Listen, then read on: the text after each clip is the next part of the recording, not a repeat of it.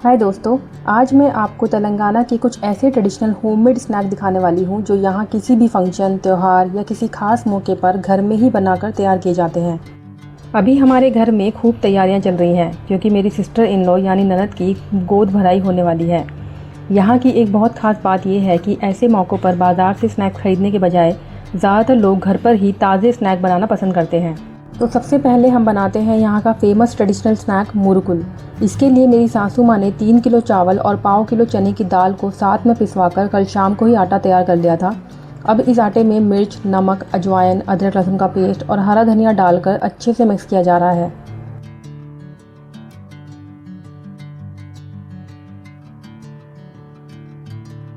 इसके बाद पानी मिलाकर इसका आटा गूँथा जाएगा।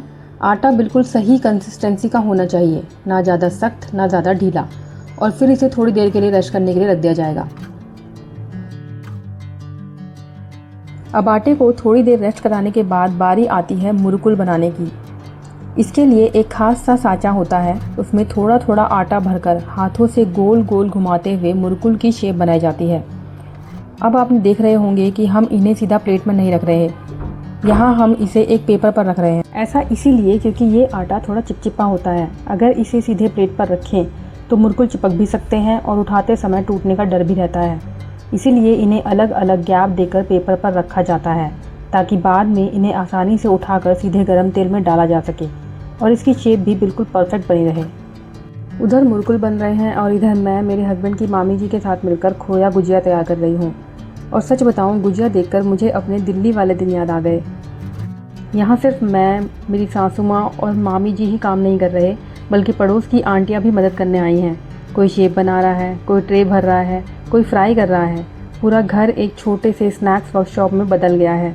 अब ये सारी गुजिया फ्राई होने के लिए तैयार है और साथ ही साथ मुरुकुल भी तैयार हो रहे हैं। आजकल के टाइम में जहाँ लोग अपने अपने कामों में इतने बिजी रहते हैं, वहाँ इतने सारे लोगों को मिलकर एक दूसरे की मदद करते देखकर सच में मुझे बहुत अच्छा लगता है। घर के हर कोने में ट्रे रखी हुई है, कहीं मुरुकुल तैयार हो रहे हैं, कहीं गुजिया और कहीं दूसरे ट्रेडिशनल स्नैक बन रहे हैं। पूरा घर इतनी अच्छी खुशबू से भरा हुआ है कि बार बार किचन में चक्कर लगाने का मन कर रहा है। और यहाँ एक मज़ेदार बात यह है कि मुरुकुल सिर्फ एक शेप में नहीं बनते, अलग अलग सांचे होते हैं जिनसे अलग अलग डिज़ाइन बनती है। स्वाद लगभग सेम होता है पर लुक बिल्कुल बदल जाता है। तो आप देख सकते हो कि सिर्फ सांचा बदलने से मुरुकुल की बिल्कुल अलग शेप तैयार हो गई है। यहाँ एक ही आटे से अलग अलग डिज़ाइन के मुरुकुल बनाए जाते हैं। स्वाद दोनों का लगभग सेम होता है, बस देखने में थोड़ा फ़र्क होता है। और अब मेरी सासू माँ एक और ट्रेडिशनल स्नैक बना रही है जिसे यहाँ साकिनालू कहा जाता है। इसका आटा भी बिल्कुल मुरुकुल वाला ही होता है, लेकिन इसे मशीन या सांचे से नहीं बनाया जाता, इसे पूरी तरह हाथों से बनाया जाता है। सच बताऊं, इसे बनाना देखने में जितना आसान लगता है उतना है बिल्कुल नहीं। मेरी सासू माँ को इसमें सालों का अनुभव है, इसलिए वो बड़ी आसानी से और बहुत खूबसूरती से इसे बना लेती है। धीरे धीरे हाथों को गोल गोल घुमाते हुए इसे आकार दिया जाता है और अगर हाथ की स्पीड या बैलेंस थोड़ा भी बिगड़ जाए तो ये टूट भी सकता है। यही वजह है कि इसे बनाने में काफ़ी मेहनत और पेशेंस लगते हैं। मुझे इन स्नैक्स की सबसे अच्छी बात ये लगती है कि इनमें बिल्कुल भी मैदा यूज़ नहीं होता। ये सिर्फ चावल और दालों से तैयार किए जाते हैं, इसलिए ये बाकी सारे स्नैक्स के मुकाबले थोड़े हेल्दी ऑप्शन भी हैं। अगर आपके घर में छोटे बच्चे हैं और आप उन्हें चाय टाइम या हल्की फुल्की भूख के लिए कुछ होममेड स्नैक्स देना चाहते हैं तो ये एक बहुत बढ़िया ऑप्शन है। एक बार बनाकर इन्हें एयरटाइट डब्बों में स्टोर कर दो, फिर कई दिनों तक आराम से चलते हैं। और अब मैं भी धीरे धीरे अपनी सासू माँ के साथ ये सब सीख रही हूँ। मुरुकुल तो मैं आसानी से अपने सांचे की हेल्प से बना लेती हूँ, लेकिन साकिनालू बनाना अभी भी मेरे बस की बात नहीं है। मैंने भी ट्राई किया था, लेकिन जितना आसान ये दिखता है उतना है नहीं। इसके लिए हाथ की प्रैक्टिस और एक्सपीरियंस दोनों चाहिए। देखो मेरी सासू माँ कितनी आसानी से और कितनी परफेक्ट शेप में साकिनालू बना लेती है। मैं तो बस देखकर ही इम्प्रेस हो जाती हूँ। और अब इन सब लोगों की इतनी सारी मेहनत के बाद हमारे सारे स्नैक लगभग तैयार हो चुके हैं। बस लास्ट बैच फ्राई हो रहा है और उसी में मैं भी हेल्प करने किचन में आ गई हूँ। मैं अभी साकिनालू फ्राई कर रही हूँ।